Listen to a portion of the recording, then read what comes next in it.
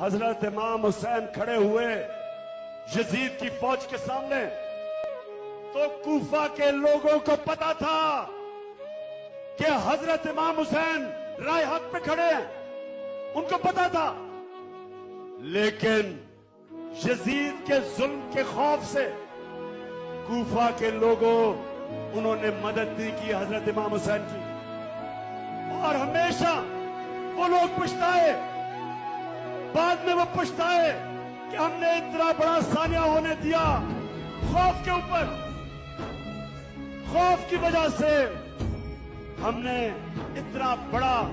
مسلمانوں کی تاریخ میں ظلم ہونے دیا، بڑا پچھتائے۔ تو ہر دور میں یزید ہوتے ہیں، اور ہر دور میں یزید لوگوں کے اوپر خوف بلا کے، خوف طاری کر کے، ڈرا کے، دہشت بلا کے ان کو کنٹرول کرتے ہیں، ان کو غلام بناتے ہیں۔ تو میرے پاکستانیوں، پھر سے واپس چلو، جو دعویٰ ہے اللہ سے، لا الہ الا اللہ، کوئی نہیں ہے خدا اللہ کے سوا۔